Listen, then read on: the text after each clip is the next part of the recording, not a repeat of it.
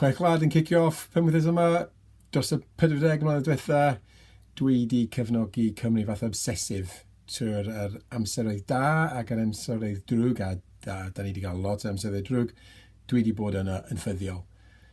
Fel arfer rwan, fas ni'n eistedd flaen y tyledu, cwrw yn fy llaw, yn eistedd mewn gobaith bod ni just flwyddyn yma fydd y flwyddyn da ni dangos i'r byd pwy di Cymru. Ond dim flwyddyn yma. Pam? Oherwydd dwi wedi gweld, nes I weld dros y haf diwetha, sut mae tîm Cenedlaethol Cymru I fod.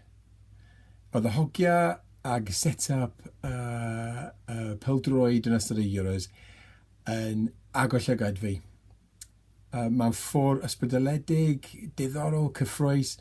Nath y hogia yna cynrychioli pob rhan o Gymru. Y de, gogledd, di-Gymraeg, Cymraeg, pob oedran, pob lliw, dim ots, oedden nhw'n cynrychioli Cymru.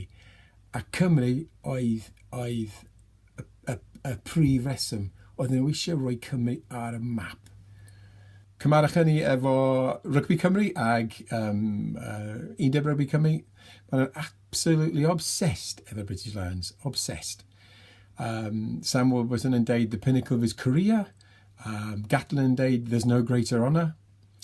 Iddyn nhw, mae Cymru just yn stepping stone i'r llewod. Llewod ydy'r gol. Mae Cris Cymru just yn ffôr I fynd at y llewod. Ar ben hynny ti efo Cris ni, efo'r emblem rhyw dwysog o Loegr.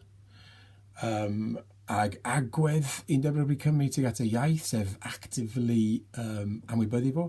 A wedyn agwedd nhw tuag at unrhyw tîm uwch ben yr M4. Dim a fydd o dyb o gwbl.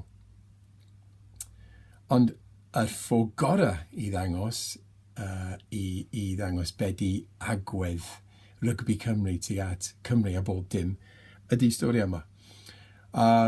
Dennis Gethin, president undeb rygbi Cymru, gath o I OBE yn mis Mehefin.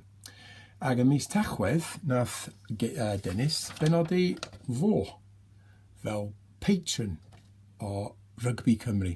Y boi yna yn gwisgo Cris Loegr. Mae Prince William yn Sais ronc. Mae o gath o ieni yn Lloegr, mae o Loegr, mae'n byw yn Lloegr, mae'n siarad Saesneg. Dydy o ddim o Gymru. A fasa fo ddim, dwi'n meddwl fasa fo ddim yn anhapus clywed fi'n deud hynny. Cos dyna pwy di o. Does y ddim cysylltiad, yr unig cysylltiad rhwng fo a Cymru ydy y ffaith bod o wedi dwyn enw gwlad ni fel cyfenw. Dyna'r unig cysylltiad.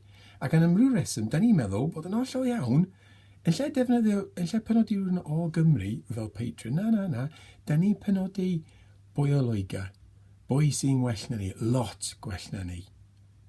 So dyna fo. Dwi'n gwybod bod y boys yn y tîm yn boddor o gwbl, bod dim colled newyddiad, bod ni ddim yna dim mwy. Dwi eisiau nhw ennill, of course dwi eisiau nhw ennill. Tîm Cymru, bob dim, ond just, dydy calon fi ddim yna fod dim mwy. Sorry.